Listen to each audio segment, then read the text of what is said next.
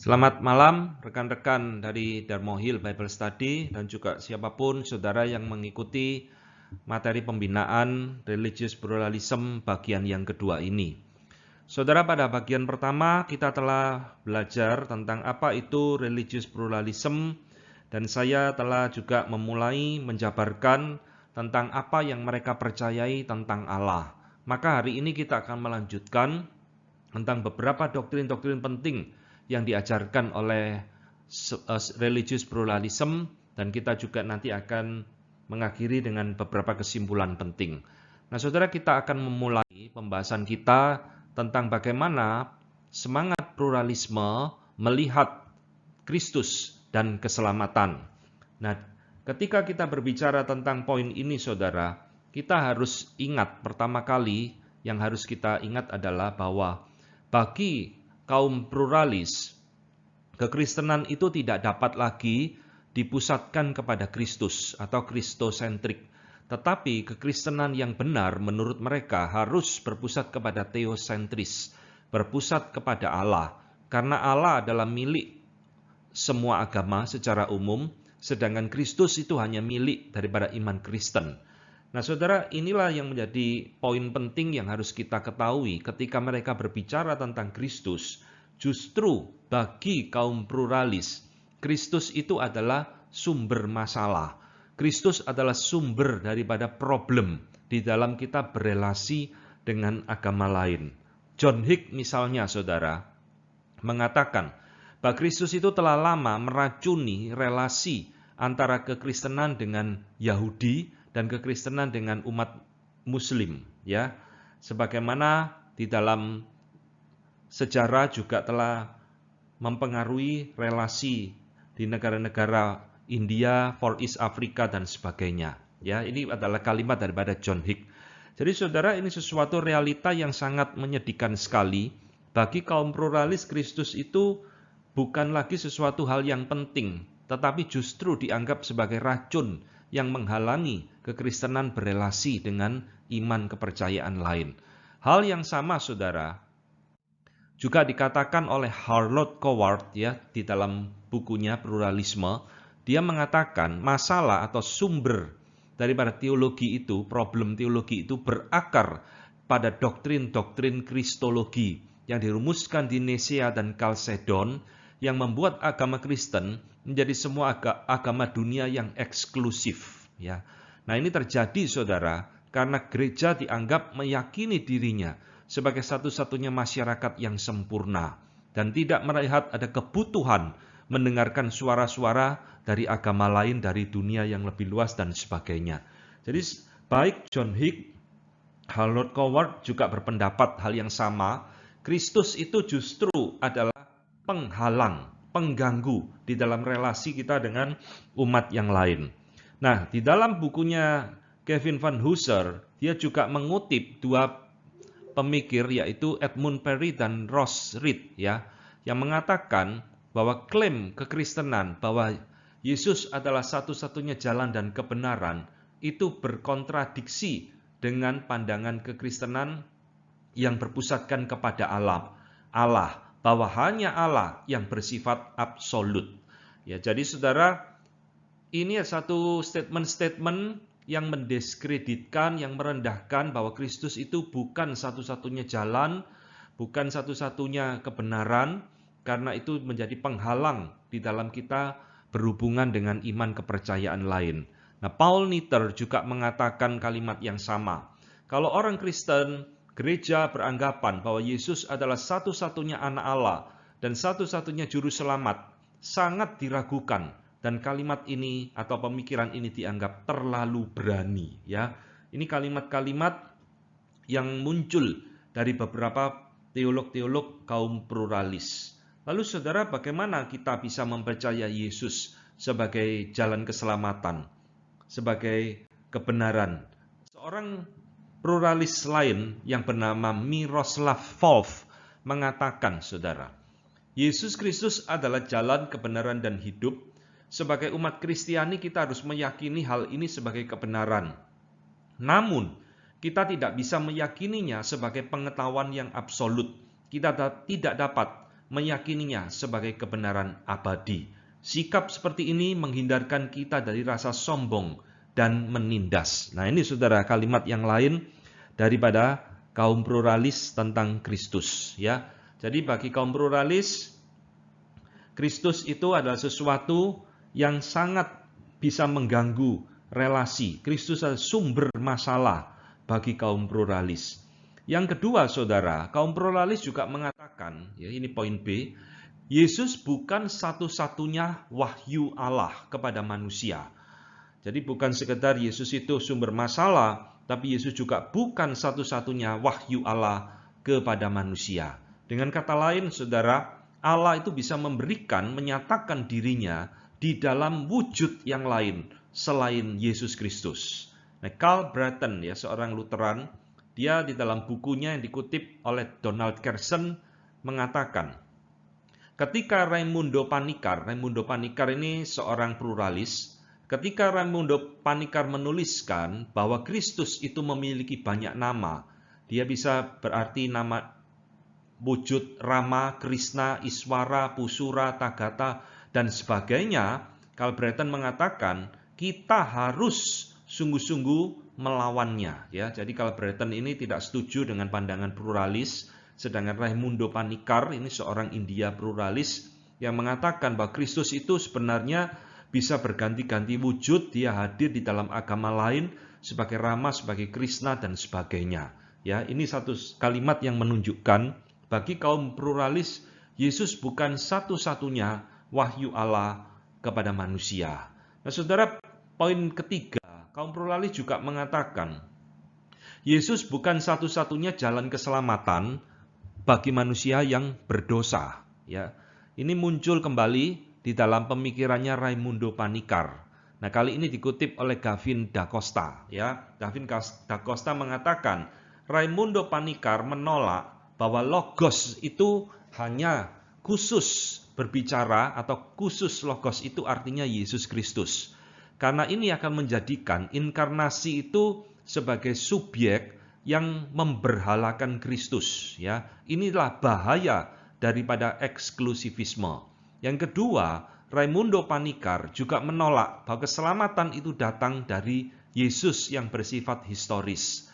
Seolah-olah agama lain itu tidak memiliki jalan keselamatan, ya. Ini perkataan dari orang yang sama, Raimundo Panikkar, seorang pluralis.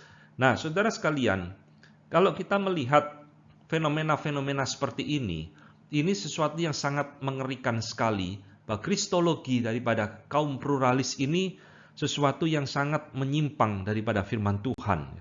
Bahkan ketika Wilfrid Caldwell Smith, ya, seorang pluralis yang lain juga mengatakan, secara moral itu tidak lagi dimungkinkan untuk kita berkata kepada dunia bahwa kami diselamatkan dan engkau binasa, ya. Ini perkataan dari Wilfred Smith, seorang pluralis yang lain. Jadi kita tidak boleh, saudara, mengatakan keselamatan hanya ada di dalam iman Kristen, keselamatan hanya di dalam Yesus Kristus. Nah, ini menjadikan kekristenan sebagai agama yang sombong, agama yang menindas, dan sebagainya, dan sebagainya. Ya. Bahkan di dalam yang paling ekstrim, poin yang keempat, saudara, kaum pluralis bukan hanya mengatakan Yesus sumber masalah, Yesus bukan satu-satunya wahyu Allah, Yesus bukan satu-satunya jalan keselamatan, tetapi di dalam poin yang paling ekstrim, poin keempat, bahkan John Hick mengatakan Yesus itu sebenarnya hanya mitos. Yesus itu tidak ada sebetulnya. Dia adalah ciptaan gereja, ya. Nah, dia di dalam bukunya yang selalu saya kutip, God Has Many Names, dia mengatakan kalimat yang panjang, ya. Sebab jika Yesus sungguh-sungguh Allah yang berinkarnasi, pribadi kedua dari Allah Tritunggal menjadi manusia dan seterusnya, ya, maka dia menolak, saudara. Dan kalimat penolakannya itu muncul di sini yang saya garis bawahi. Pemikiran bahwa inkarnasi ilahi harus dimengerti secara metafora daripada secara literally, hurufiah. Jadi saudara, bagi Hick, inkarnasi yang diceritakan di dalam Alkitab itu tidak boleh ditafsirkan secara sungguh-sungguh, secara literal, tapi harus ditafsirkan secara metafora. Metafora itu bahasa kiasan. Nah, saudara, dampaknya apa? Kalau inkarnasi itu kita tafsirkan secara metafora, berarti kan inkarnasi itu tidak sungguh-sungguh terjadi. Kalau inkarnasi itu tidak sungguh-sungguh terjadi, ya berarti Yesusnya ini tidak pernah hadir ke dalam dunia, saudara. Yesus ini hanya mitos, menurut John Hick, seorang pluralis. Ya, nah, saudara, ini adalah satu hal yang mengerikan sekali, saudara, tentang pandangan tentang Kristus. Ya, bahkan Kristus itu adalah sesuatu yang hanya mitos ciptaan gereja. Lalu bagaimana tentang ajaran mereka tentang keselamatan? Ketika mereka menolak Kristus sebagai satu-satunya jalan keselamatan, mereka berpendapat bahwa Tuhan Allah bisa menyelamatkan manusia berdosa dengan berbagai cara, meskipun orang tersebut tidak mengenal Yesus Kristus. Jadi Allah bisa memakai segala cara. Nah, cara-cara yang dipakai, misalkan yang pertama, mereka menyodorkan satu teori yang disebut dengan last minute solution, atau solusi detik-detik terakhir. Saudara, kaum pluralis mengajarkan, sekalipun orang itu tidak mengenal Yesus sebagai juru selamat, tetapi kalau orang itu sungguh-sungguh hidupnya baik, sungguh-sungguh menjalankan agamanya dengan baik, dengan sungguh-sungguh, dengan tulus, maka detik-detik terakhir atau bahkan menit-menit terakhir sebelum orang itu mati, Tuhan akan menyelamatkan orang tersebut. Ya, dengan cara yang bagaimana, entah membawa orang itu mengenal Yesus atau tidak, itu tidak penting, tapi Tuhan bisa menyelamatkan orang tersebut, asal orang itu sungguh-sungguh di dalam agamanya, sungguh-sungguh di dalam kepercayaannya. Lalu bagaimana kalau orang itu keburu mati, ya, tidak sempat diselamatkan? Bagi kaum pluralis tidak masalah, mereka menyodorkan jalan keselamatan yang lain yang disebut dengan after death solution, atau solusi setelah kematian. Ya, kalau yang pertama tadi gagal, ya tidak apa-apa, keburu mati, jangan berputus asa. Tuhan masih bisa menyelamatkan orang itu di alam baka. Jadi ini yang dikenal dengan satu istilah keselamatan setelah kematian, atau postmortem salvation, keselamatan setelah kematian. Jadi orang setelah mati, dia bisa diinjili, dia bisa menerima Tuhan dan sebagainya, sehingga dia tetap akhirnya diselamatkan dan tidak terhilang. Ya. Ketiga, kaum pluralis juga menyodorkan satu pemikiran yang disebut dengan exception solution, atau solusi pengecualian. Jadi menurut mereka ada orang-orang yang tidak mengenal Yesus Kristus, tetapi dikecualikan oleh Tuhan di dalam perjanjian lama. Ya, seperti Yetro, Ayub, macam-macam orang-orang non-Yahudi yang diselamatkan, yang percaya, yang diselamatkan oleh Allah, meskipun mereka bukan orang Yahudi. Ya, jadi saudara, mereka berpikir seperti itu. Tetapi kalau saudara melihat di dalam Alkitab, sebenarnya tidak ada teori exception solution ini, saudara. Orang-orang yang disebutkan oleh kaum pluralis, Yetro, Ayub, dan sebagainya, meskipun mereka bukan orang Yahudi, tapi Alkitab mencatat loh, mereka itu percaya kepada Yahweh, percaya kepada Allah Yehova. Mereka beriman kepada Allah yang benar. Sehingga ini bukan pengecualian. Mereka memiliki iman yang benar dan mereka diselamatkan, ya, mengakui akan Allah yang benar. Jadi ini solusi yang ketiga. Yang keempat, saudara, ini solusi yang paling membabi buta.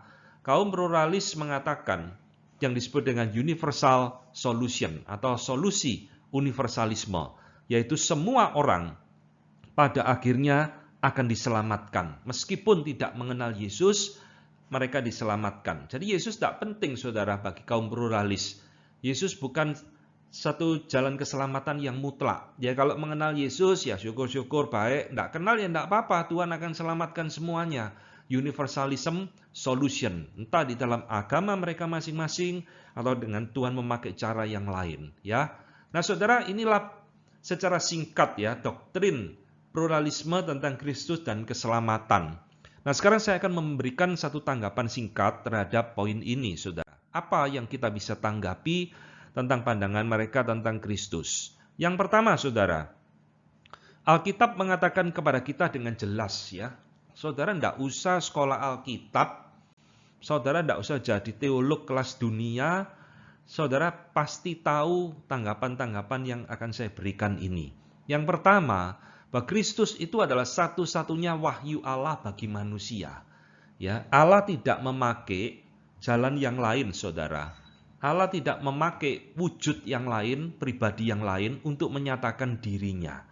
Maka saudara, bagi saya, kaum pluralis yang menyamakan Kristus dengan Rama, dengan Krishna seperti Raimundo Panikkar ya tadi mengatakan, ini menurut saya sama seperti seorang anak kecil yang menyamakan Kristus dengan Superman, dengan Batman, dengan tokoh-tokoh superhero, saudara. Kenapa? Karena anak kecil itu tidak bisa membedakan mana yang historis, mana yang fiktif.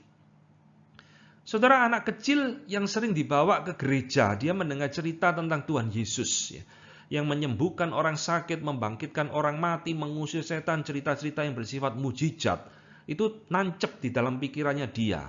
Oke ya.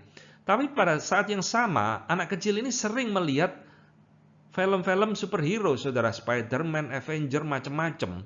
Karena anak kecil, dia akan bingung.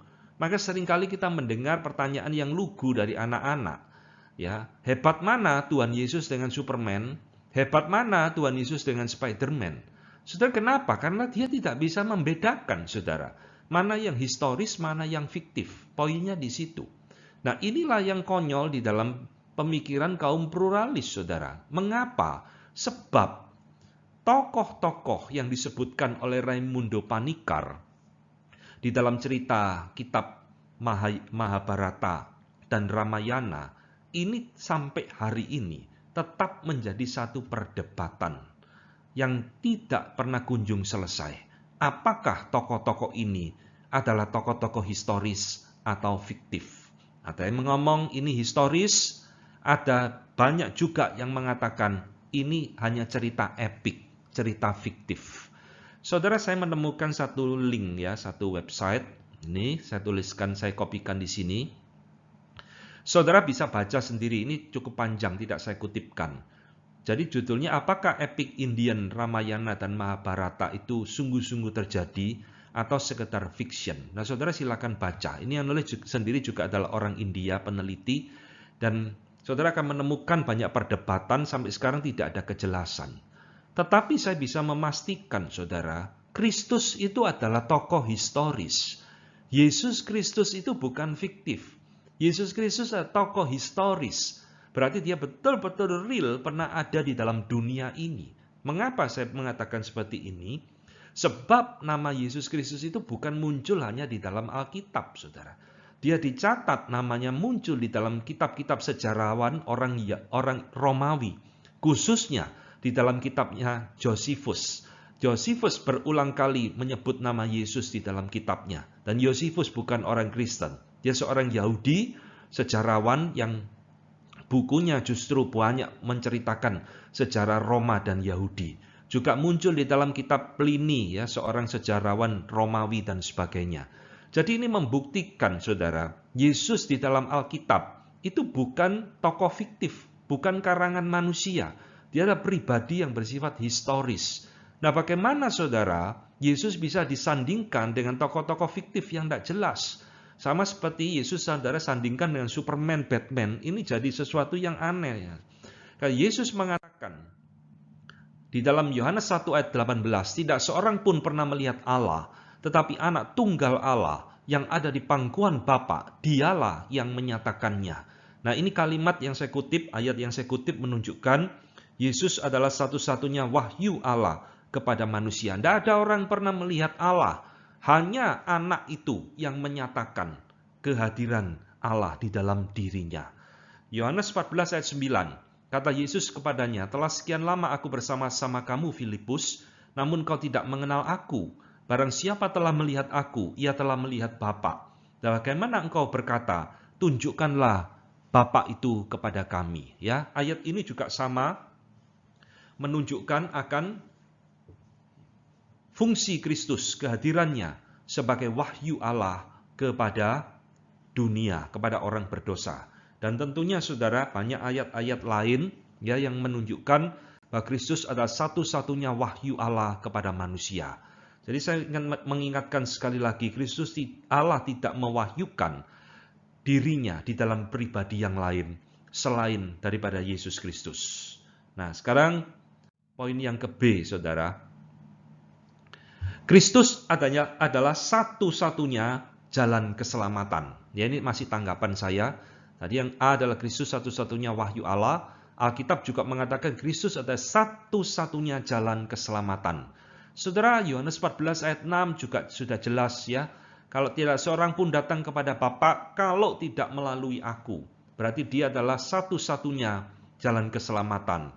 Demikian juga Kisah Rasul 14 ayat ke-12. Keselamatan tidak ada di dalam siapapun juga selain di dalam Dia. Sebab di bawah kolong langit ini tidak ada nama lain yang diberikan kepada manusia yang olehnya kita dapat diselamatkan. Dan ayat-ayat yang lainnya yang menunjukkan bahwa Kristus adalah satu-satunya jalan keselamatan. Ini sesuatu yang ditolak oleh kaum pluralis. Ya. Poin C, saudara, tanggapan saya.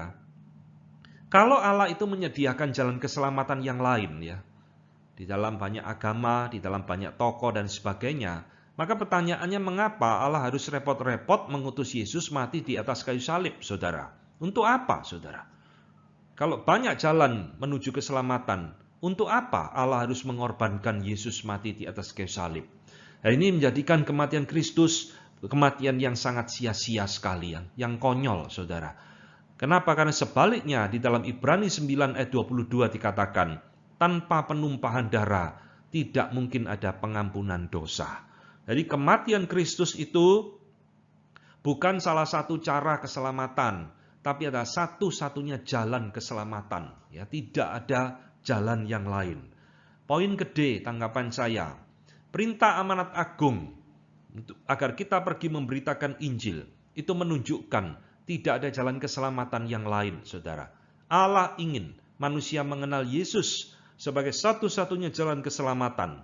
Maka pertanyaannya sama, kalau ada jalan keselamatan di luar Yesus Kristus, untuk apa Allah memerintahkan kita bersusah payah memberitakan Injil kepada manusia, kepada semua bangsa? Ya, jadi saudara, ini adalah poin-poin penting mengapa kita menolak pandangan pluralisme tentang Kristus.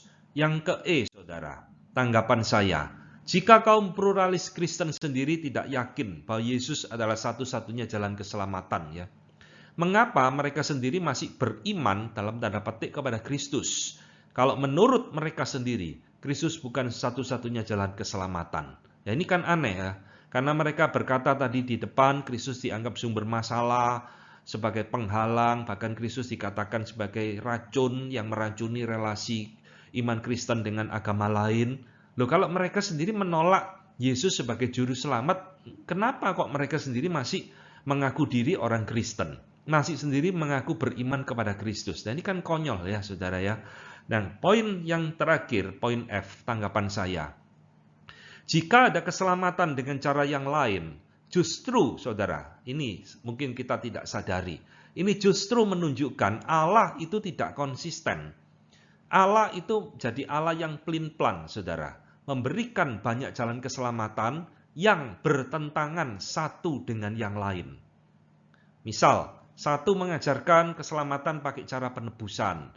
Yang lain mengajarkan keselamatan memakai cara perbuatan. Nah, ini kan dua konsep keselamatan yang bertentangan. Satu anugerah, satu perbuatan. Ya, ini dua konsep yang berkontradiksi. Loh, bagaimana mungkin Allah yang sama itu bisa memberikan jalan keselamatan yang berbeda-beda, saudara? Ini kan logika yang error, saudara. Ya, jadi religious pluralism dengan mengatakan Yesus bukan jalan keselamatan, Yesus bukan satu-satunya wahyu Allah, ini menunjukkan sesuatu kesalahan pemikiran yang fatal tentang siapa itu Kristus dan apa itu arti keselamatan. Ya. Nah, berikutnya kita akan melihat doktrin daripada pluralisme tentang religious dialogue, ya, interreligious dialogue. Nah, sebelumnya saya akan memberikan kesimpulan. Maka apa yang bisa kita simpulkan? Bahwa Yesus yang dimiliki atau yang diajarkan oleh kaum pluralis itu jelas bukan Yesus yang dinyatakan di dalam Alkitab. Jadi saudara, meskipun memakai nama yang sama, Yesus Kristus dan sebagainya, tapi saya menyimpulkan Yesus yang ditawarkan kaum pluralis bukan Yesus yang ada di dalam Alkitab. Ya, enggak tahu itu Yesus mana itu. Yesus merek apa yang ditawarkan. Maka kita sekarang melihat, saudara, salah satu ciri di dalam semangat pluralisme, di dalam mempersatukan agama dan keragamannya, itu dikenal dengan nama interreligious dialogue atau dialog antar agama. Ya. Nah, saudara, ini satu topik yang sangat luas sebenarnya, yang bisa jadi satu seminar yang lain. Tetapi saya akan menyingkatkan saja, karena ini menjadi bagian di dalam pemikiran kaum pluralis. Apa sih saudara dialog yang dimaksudkan di dalam poin ini? Saya kutipkan dari seorang yang bernama Catherine Cornell ya di dalam bukunya Willie Blackwell Companion to Interreligious Dialogue. Saudara, Cornell memberikan satu definisi, dialog itu adalah melibatkan satu conversation ya, percakapan, bertukar pikiran, di mana pesertanya, partisipannya itu dengan sukarela, dengan kemauannya sendiri, mendengarkan saudara, listen to, and learn from, dan mempelajari dari satu dengan yang lain. Jadi saling mempelajari, saling mengisi, saling mendengarkan, dan seterusnya, dan seterusnya. Apa yang dibicarakan di dalam dialog ini? Nah, Cornell mengatakan ini, between religious texts, berarti ini berbicara tentang kitab-kitab suci, apa yang didialogkan tentang pengajaran, teaching, dan apa yang didialogkan tentang practices, ya, tentang satu praktek-praktek di dalam keagamaan yang menuju kepada kemungkinan untuk perubahan dan pertumbuhan. Jadi dengan dialog ini diharapkan para pesertanya itu saling bertumbuh, saling mengisi satu dengan yang lain, mau belajar dari iman yang lain, ya. Nah, mengapa kok dialog antar agama ini menjadi penting bagi kaum pluralis? Ada beberapa sebab, saudara. Pertama, ini yang seringkali dicetuskan dan menurut saya mungkin dianggap yang paling penting. Dialog antar agama ini menjadi keharusan supaya, saudara, iman Kristen itu tidak dianggap atau tidak menganggap diri sebagai pemilik wahyu dan kebenaran satu-satunya. Di dalam bagian pertama, saya telah memberikan satu gambar seperti 6 orang buta yang meraba-raba gajah. Yang meraba gadingnya gajah mengatakan, oh gajah itu seperti ular, ya. Yang meraba kakinya ngomong gajah itu seperti pohon. Yang meraba belalainya ngomong gajah itu seperti ular. Nah, itu gambaran daripada pluralisme. Allah itu membagi-bagikan kebenarannya di dalam banyak agama yang harus saling melengkapi satu dengan yang lain melalui dialog antar agama. Ya, ini jadi satu kebutuhan supaya kita boleh belajar satu dengan yang lain. Nah, itulah poin yang kedua, mengisi kekurangan dan memahami kebenaran ilahi bersama-sama. Ya, saling belajar, di dalam agamaku ada kekurangan, di dalam agamamu ada kekurangan, mari kita saling mengisi, saling belajar. Ketiga, dialog antar agama ini untuk menjaga kerukunan umat beragama supaya tidak konflik, tidak bermusuhan, tidak saling melakukan kekerasan satu dengan yang lain. Maka perlu diadakan dialog antar agama. Dan kaum pluralis mengatakan kita harus melakukan dialog antar agama sebab Tuhan Yesus, Paulus, dan lain-lain juga sering melakukan dialog antar agama dengan umat kepercayaan yang lain. Ya, nah saudara, ini adalah alasan-alasan yang disampaikan oleh kaum pluralis mengapa dialog antar agama itu dianggap penting. Tapi saudara, nah sekarang ada tapinya. Mereka bukan hanya berhenti memahami dialog antar agama seperti ini. Ketika orang Kristen, umat Tuhan, melakukan dialog antar agama, ada syarat-syarat yang harus dilakukan menurut kaum pluralis. Apa itu syaratnya? Nah, saya akan jabarkan kembali. Ujung-ujungnya akan berurusan kembali dengan Kristus. Paul Nitter misalnya ya, mengatakan, kalau umat Kristiani mau berdialog dengan agama lain, dia membawa iman Kristen sambil mengatakan Yesus adalah satu-satunya juru selamat umat manusia dan firman Tuhan hanya ada di dalam Dia dan itu bersifat final bagi semua orang, maka Paul Niter ngomong, lah dialog seperti ini tidak akan terjadi. Ya, dialog seperti ini akan jadikan kamu orang sombong. Tidak boleh ketika kamu mau berdialog antar agama, kamu harus menanggalkan Kristus. Kamu tidak boleh ngomong siapa Kristus itu menurut Alkitab, menurut iman Kristen. Kamu tidak boleh ngomong dia satu-satunya juru selamat, dia satu-satunya wahyu Allah. Kamu harus tanggalkan itu. Nah, pemikiran yang sama ini juga muncul di dalam pikirannya John Hick lagi. Ya, jadi semua orang pluralis ini pola pikirnya ya sama, saudara. Dia mengatakan tidak lagi dibutuhkan atau tidak lagi menjadi satu keharusan ngotot ya. Seberapapun lembutnya bahwa keunikan dan superioritas kekristenan tidak boleh saudara dibawa di dalam dialog antar agama ini. Nah, kenapa? Karena itu akan menyebabkan perpecahan di antara agama dunia yang besar yang lainnya. Nah, dan itu akan menghalangi mereka belajar dari iman Kristen yang sejati. John Hick, saudara. Tidak boleh kamu ngomong keunikan iman Kristen dan superioritas kekristenan. Seberapa lembutnya pun kamu tidak boleh ngomong itu. Supaya terjadi dialog antar agama yang baik. Ya.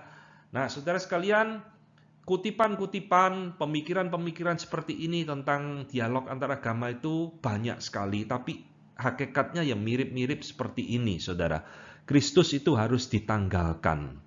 Nah, sekarang kita langsung saja akan menanggapi bagaimana kita menanggapi, meresponi tentang dialog antar agama seperti yang diajarkan oleh kaum pluralis ini. Ya, yang pertama, saudara, Alkitab, saudara silakan baca. Alkitab tidak pernah memerintahkan kita itu berdialog di dalam pengertian seperti yang barusan saya jelaskan, saudara. Bahkan contohnya pun tidak ada, saudara. Silakan dicari. Siapa yang pernah berdialog di dalam pengertian seperti itu? Ya. Nah, saudara, tadi saya mengutip kaum pluralis mengatakan bahkan Yesus, Paulus dan sebagainya itu melakukan dialog antar agama dengan iman yang lain. Betul demikian, saudara? Saya ingin mengatakan ini keliru loh. Apa yang Tuhan Yesus lakukan dengan perempuan Samaria? Ya memang Tuhan Yesus ngomong-ngomong ya, tapi itu bukan dialog antara agama seperti yang diajarkan pluralis. Yesus ngomong-ngomong dengan Samaria, perempuan Samaria. Yesus juga berdialog dengan Nikodemus. Kalau saudara baca baik-baik, itu bukan dialog antara umat beragama, saudara. Tuhan Yesus itu PI. Tuhan Yesus merombak cara pikir perempuan Samaria. Tuhan Yesus merombak cara Nikodemus tentang keselamatan. Itu bukan dialog antar agama seperti yang diajarkan kaum pluralis. Ya, kaum pluralis ini konyol, saudara. Tidak bisa membedakan dialog dengan memberitakan kebenaran. Itu bukan berdialog seperti yang mereka maksudkan. Lalu bagaimana dengan Paulus di dalam Kisah Rasul 17 di Areopagus? Ini ayat yang panjang ya. Saudara nanti silakan baca sendiri di rumah. Seluruh pasal 17 ini Paulus itu datang di Areopagus, seolah-olah Paulus berdialog antar umat beragama, padahal tidak, saudara. Saudara, Paulus juga sama. Ujung-ujungnya Paulus memberitakan Kristus yang bangkit dari kematian. Lalu orang Stoa itu dan orang Epikurus itu menolak Paulus, meninggalkan Paulus. Dan Paulus tidak merendahkan Yesus. Paulus tidak merubah perkataannya. Oh, kamu tidak suka ya Kristus yang bangkit. Udah sini balik. Saya rubah lagi beritaku. Saya sesuaikan dengan keinginanmu. Tidak, saudara. Mereka pergi, Paulus biarkan. Jadi saudara, Paulus di Areopagus ini bukan dialog umat beragama.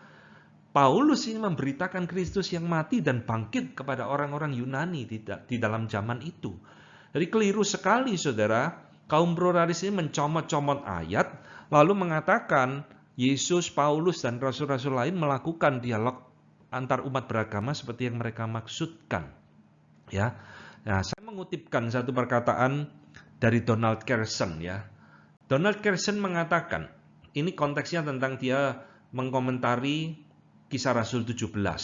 Ayat-ayat yang barusan dikutip dan banyak lagi menunjukkan bahwa gereja mula-mula tidak menyangkali keberadaan dari pluralisme. Ya, zaman gereja mula-mula, zaman Paulus hidup, itu memang sudah banyak agama Yunani dan sebagainya di dalam masa itu ya saudara. Kita tidak menyangkali itu, keberadaan dari pluralisme. Ya, tetapi yang ditekankan oleh Kersen adalah Paulus di dalam bagian itu tetap menyatakan uniqueness of Jesus Christ. Paulus tetap menyatakan keunikan Yesus Kristus dan eksklusivitas, ya, keeksklusifan dari kuasa Injil yang menyelamatkan. Jadi Paulus ini tidak kompromi, saudara. Dialog antar umat agama yang diajarkan oleh pluralisme ini mengajarkan kita mengkompromikan iman Kristen. Tidak boleh kamu ngomong Yesus itu anak Allah. Tidak boleh ngomong Yesus satu-satunya jalan keselamatan dan sebagainya. Tapi Paulus, Tuhan Yesus sendiri, tidak pernah mengkompromikan apa yang mereka percayai, apa yang diimani. Dia tetap memberitakan keselamatan, tetap memberitakan Injil, tetap memberitakan Kristus. Ya, itu bukan dialog antar agama seperti yang dikatakan di situ. Saudara, poin kedua, komentar saya tentang dialog antar agama ini, kita harus ingat, saudara, setiap agama itu dibangun dari suatu keyakinan dan satu presuposisi yang berbeda-beda. Ini ya, setiap agama, apapun itu muncul, dibangun dari satu keyakinan dan presuposisi, asumsi dasar yang berbeda, dan bukan saja berbeda, tapi seringkali bertolak belakang dan tidak mungkin bisa diharmoniskan. Jadi dialog antara agama ini kan mau mencocok-cocokkan, mau mencari persamaan-persamaannya, mau mengharmoniskan. Dan seringkali saudara ini sesuatu yang sia-sia. Karena ini tidak mungkin di dalam banyak hal yang fundamental itu bisa diharmoniskan. Saya kasih contoh kembali lagi. Bagaimana manusia bisa diselamatkan? Agama kekristenan mengajarkan hanya karena anugerah Allah. Agama yang lain mengajarkan karena perbuatan baikmu. Loh, bagaimana anugerah dan perbuatan ini kok bisa dicocokkan, bisa diharmoniskan? Karena ketika berbicara tentang anugerah, ini berarti meniadakan perbuatan, saudara. Ketika berbicara tentang perbuatan, berarti meniadakan anugerah. Lah bagaimana anugerah dan perbuatan ini kok bisa diharmoniskan? Ini tidak mungkin. Ya, ini sebabnya saya katakan, setiap iman, setiap agama, itu selalu dibangun dari satu dasar yang berbeda. Jadi tidak ada gunanya, saudara, sesuatu perbedaan yang fundamental itu dicocok-cocokkan sampai ketemu, ya tidak akan ketemu. Nah, saya lebih setuju perkataan dari seorang yang bernama William Pledger, ya. Pledger mengatakan satu kalimat seperti ini.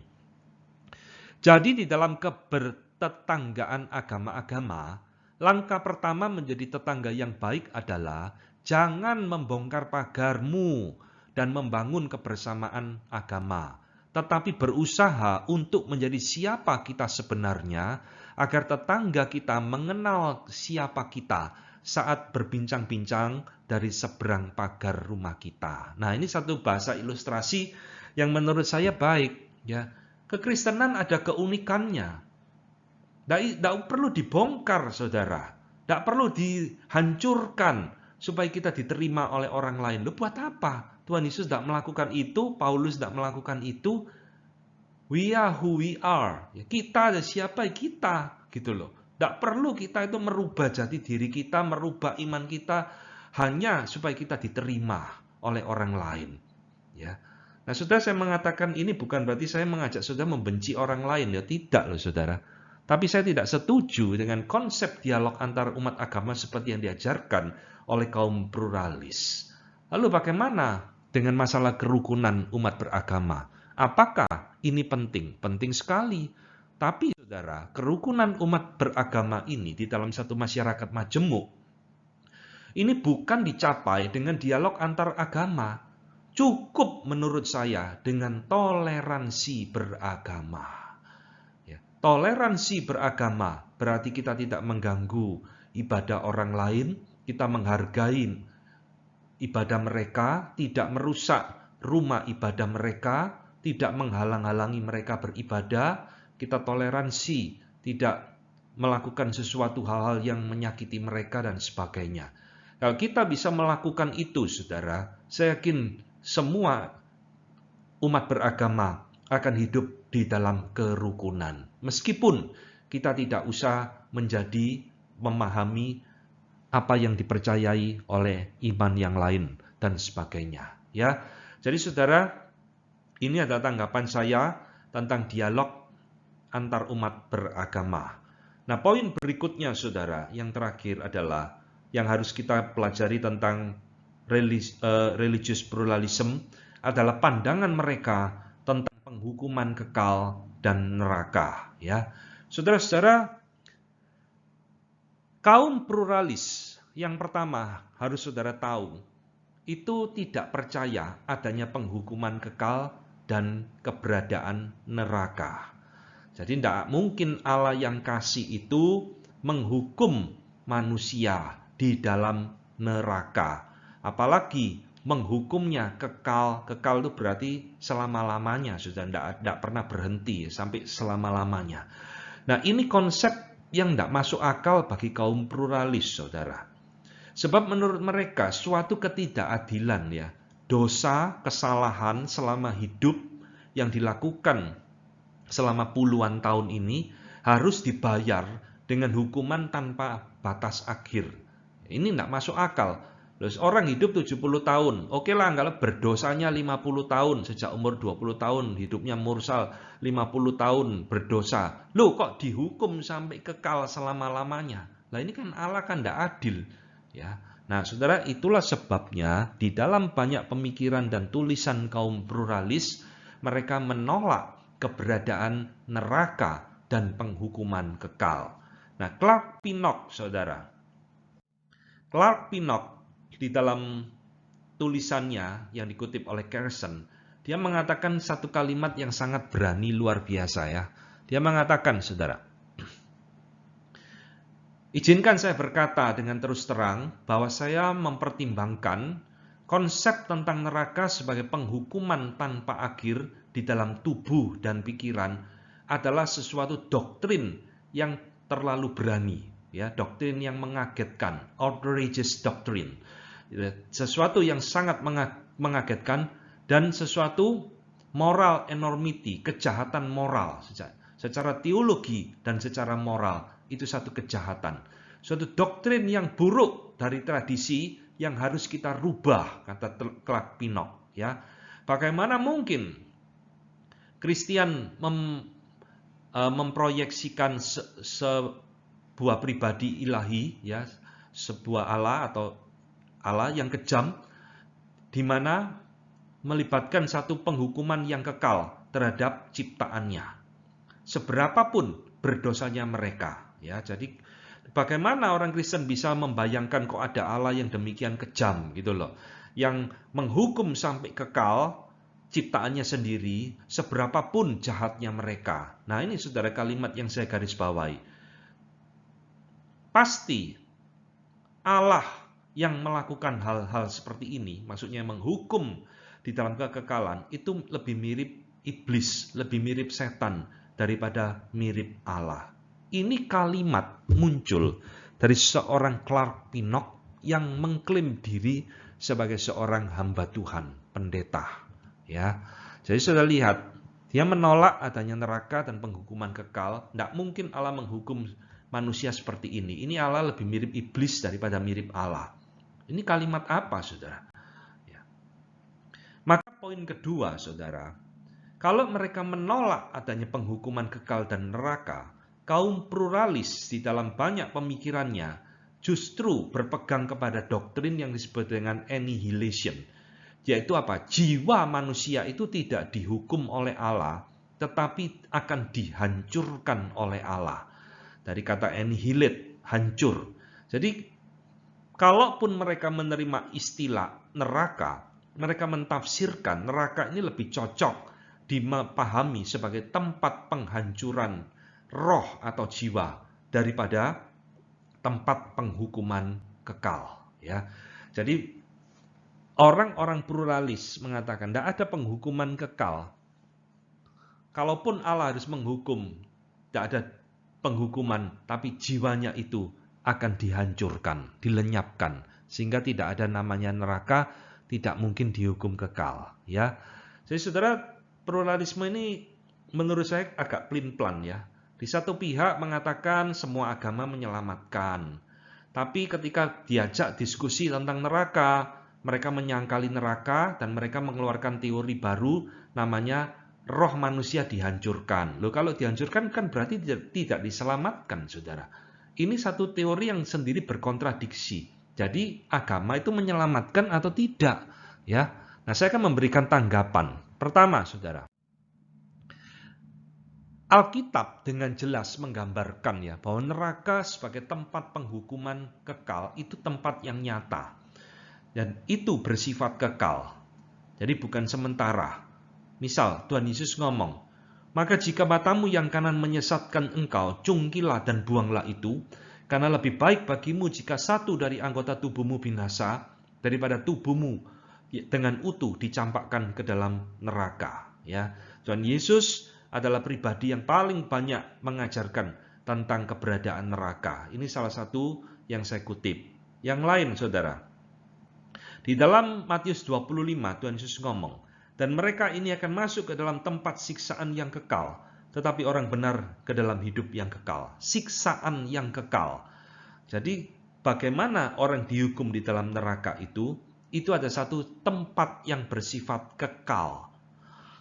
Kekal berarti ya selama-lamanya, kekal berarti tidak pernah berhenti. Nah, ini salah satu ayat di dalam kitab Wahyu itu diulang-ulang kembali ya, di penghukuman Allah yang bersifat kekal. Nah, tanggapan saya yang kedua, saudara, menanggapi tentang kaum pluralis yang menolak penghukuman yang bersifat kekal. Saudara, kaum pluralis, kalau saudara perhatikan, mereka tidak konsisten mentafsirkan kata kekal. Ya, artinya begini, kata kekal selama-lamanya itu bahasa Yunaninya aion. Nah, kata aion ini, saudara, dipakai juga untuk menunjuk kepada hidup yang kekal. Jadi sama-sama penghukuman kekal ya pakai aion, hidup yang kekal ya pakai aion. Maka saudara, secara ilmu pentafsiran ya, mereka ini tidak konsisten. Kalau mereka menerima, mereka percaya adanya hidup yang kekal, diselamatkan semua. Loh, kenapa kok mereka menolak adanya penghukuman kekal? Padahal kata yang dipakai ini sama, saudara, aion. Ya, seharusnya kalau menerima adanya hidup yang kekal, maka seharusnya juga harus menerima ada penghukuman yang kekal.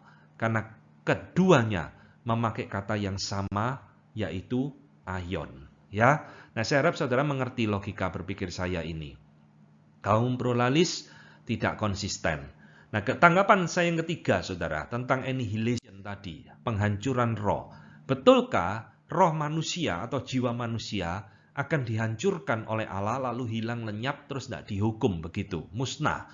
Saudara-saudara, perhatikan ya, kata yang dipakai oleh kaum pluralis untuk mendukung ajaran ini itu kata binasa. Ada banyak ayat yang ngomong mereka akan dibinasakan. Nah, mereka mentafsirkan itu dihancurkan, lenyap, tidak berbekas. Nah, kata binasa di situ, saudara, itu memakai kata apolumi. Nah, kata apolumi ini juga muncul di dalam berbagai perumpamaan Tuhan Yesus. Misal, koin yang hilang. Nah, hilang ini apolumi. Anak yang hilang, apolumi lagi. Kirbat anggur yang rusak, itu apolumi. Data minyak yang dipakai untuk mengurapi Tuhan Yesus, itu juga apolumi. Ya, minyak itu jatuh ke tanah dan sebagainya. Nah, saudara perhatikan ya, pemakaian kata binasa ini, apolumi ini, artinya bermacam-macam, bisa hilang, saudara. Tapi koin ini kan nanti ditemukan lagi, tidak lenyap. Anak ini hilang, apolumi, tapi nanti kembali lagi, tidak lenyap. Kirbat anggur juga sama dan sebagainya. Maka saudara, kata apolumi ini, itu artinya macam-macam, saudara. Tidak selalu di dalam ayat-ayat ini, tidak sama sekali bahkan tidak menunjukkan adanya pengertian binasa di dalam arti tidak ada lagi, non-eksis atau lenyap. Tapi apolumi ini bisa terhilang, terbuang, terhukum, dan sebagainya. Tapi tetap ada bendanya, tetap ada orangnya. Ya, jadi ini satu ilmu tafsir lagi ya, di dalam pluralisme yang ngaco, saudara. Mereka mentafsirkan, pokoknya nemu kata binasa berarti lenyap, hilang, tidak berbekas, dan sebagainya. Padahal kalau kita bandingkan dengan ayat-ayat yang lain, itu artinya sangat berbeda sekali. Nah, saudara, masih di dalam poin C ini, saya ingin menjelaskan.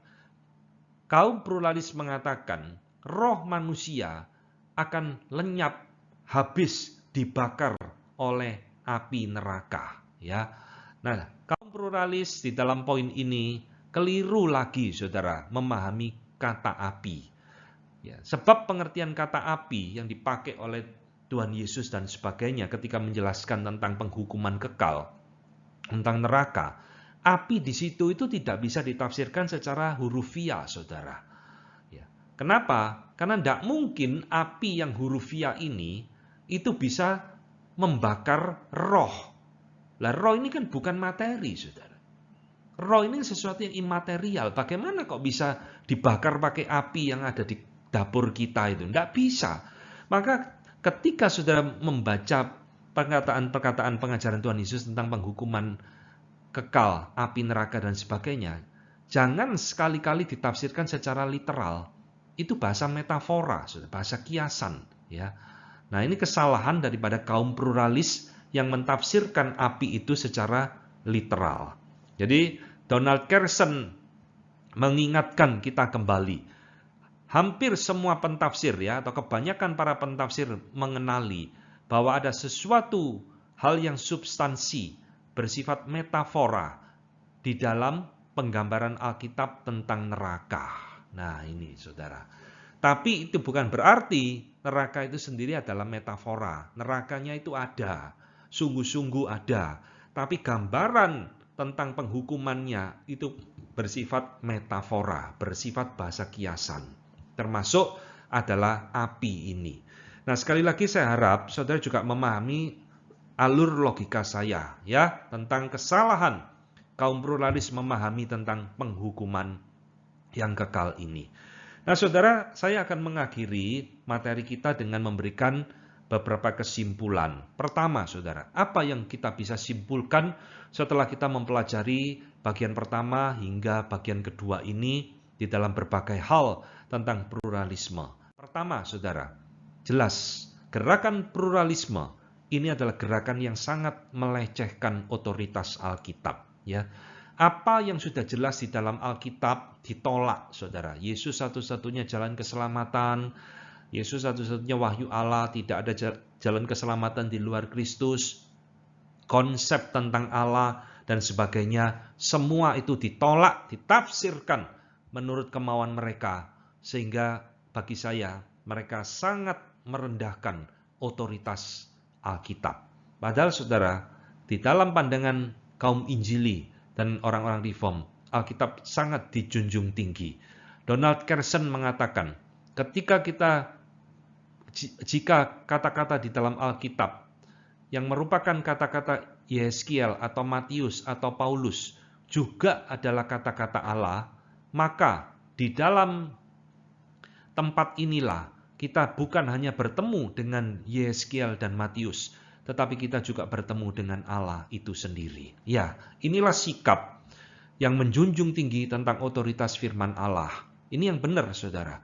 Tapi kalau saudara mengikuti penjabaran saya bagian pertama hingga hari ini, saudara akan menemukan Alkitab itu diobrak-abrik, ditafsirkan, direndahkan luar biasa. Sehingga bagi saya mereka sangat melecehkan otoritas Alkitab. Kedua, saudara, kesimpulannya, pluralisme ini ajaran bidat yang berjubah kekristenan, saudara. Pluralisme ini bukan iman Kristen sejati. Tidak ada kebenaran apapun di dalamnya. Semua ditunggang balikkan, semua dimanipulasi untuk disesuaikan dengan pemikiran mereka. Di balik ajaran pluralisme ini bersifat humanis, ya, Allah yang harus mencocokkan manusia, Allah yang harus nuruti kemauan manusia. Pluralisme sangat bersifat antroposentris, berpusatkan pada diri manusia. Dan ini bersifat teologi yang liberal. Teologi yang tidak mau terikat oleh dogma, teologi yang tidak mau terikat oleh firman Tuhan, dan mau menciptakan satu ajaran baru yang berjubah kekristenan. Tapi menurut saya ini ajaran bidat luar biasa. Ya, karena jelas menolak Allah Tritunggal, menolak Yesus adalah Allah, menolak Yesus satu-satunya jalan keselamatan. Pluralisme, ingat, adalah bidat yang berjubah kekristenan. Jadi hati-hati saudara. Yang ketiga, kesimpulan saya setelah saya memaparkan semua ajaran ini, saudara harus disadarkan, pluralisme adalah ajaran yang self-contradictory, bertentangan pada dirinya sendiri, baik bertentangan secara doktrinal ajaran mereka, maupun secara logika berpikir mereka. Ya, jadi saudara, bagaimana mungkin mereka mengatakan kita semua menyembah Allah yang sama, tapi Allah yang sama itu memberikan kitab suci yang berbeda, menunjukkan jalan keselamatan yang berbeda, berkontradiksi satu dengan yang lain. Loh, ini kan aneh, saudara. Tapi tetap dipegang ajaran yang keliru itu oleh pluralisme ini. Dan mereka juga bersifat kontradiksi secara logika berpikir. Saya tunjukkan ya satu cara berpikir yang kontradiksi. Saudara, pluralis itu menolak kebenaran mutlak di dalam iman Kristen. Kita orang Kristen tidak boleh memutlakkan Yesus, tidak boleh memutlakkan Allah Tritunggal, nanti dianggap sombong dan sebagainya. Tapi tidak sadar saudara, mereka sendiri memutlakkan ajaran mereka. Ini yang benar, pluralis seperti ini. Lah itu kan memutlakkan. Ya. Jadi ini ajaran yang self-contradictory. Kamu tidak boleh memutlakkan iman Kristen, memutlakkan Yesus, tapi mereka tidak sadar memutlakkan ajaran mereka sendiri. Jadi ini satu hal yang kontradiksi. Semua hal yang tidak kembali ke Alkitab akan berkontradiksi pada dirinya sendiri. Ya, jadi saudara, ini ada 3 kesimpulan saya tentang ajaran pluralisme. Dan saya akan mengakhiri saudara dengan nasihat dan peringatan bagi kita semua. Bagaimana sekarang gereja hidup di tengah-tengah arus pluralisme? Saudara tidak bisa menghindari pluralisme. Oh, saya tidak suka pluralisme. Saudara mau pergi ke gunung atau sama pergi ke hutan, hidup menyendiri. Tidak mungkin kan? Gereja itu dipanggil oleh Tuhan ada di tengah-tengah dunia. Dan arus pluralisme sekarang begitu deras, begitu kuat ada di lingkungan kekristenan, di lingkungan gereja. Maka apa yang harus kita lakukan? Saya akan mengakhiri ini dengan memberikan satu nasihat dan satu peringatan. Nasihat pertama, saudara. Gereja harus memelihara iman Kristen yang benar. Dengan cara apa? Mengkhotbahkannya, mengajarkannya kepada jemaat. Saya tidak bosan-bosan akan terus mengulang-ulang kalimat seperti ini, karena banyak sekarang gereja sudah tidak mau mengkhotbahkan iman Kristen yang benar. Tidak mau mengajarkan iman Kristen yang benar kepada jemaat. Ya, yang dikhotbahkan hal-hal yang praktis-praktis terus. Mengasihi, melayani, bersyukur, mengampuni, ketaatan. Saya tidak mengatakan itu tidak boleh. Boleh. Tapi isi Alkitab bukan itu tok. Ya. Gereja harus mau mengajarkan doktrin kepada jemaat. Karena tidak ada cara lain, saudara. Kalau gerejamu ingin kuat, gerejamu ingin tidak kemasukan ajaran pluralisme, bentengnya adalah doktrin yang benar. Ya, ini nasihat saya, ingat baik-baik. Kalau saudara seorang hamba Tuhan mendengarkan materi ini, saudara camkan itu adalah tanggung jawabmu sebagai hamba Tuhan untuk mendidik jemaatmu baik-baik. Sekarang saya akan memberikan peringatan kepada kita semua.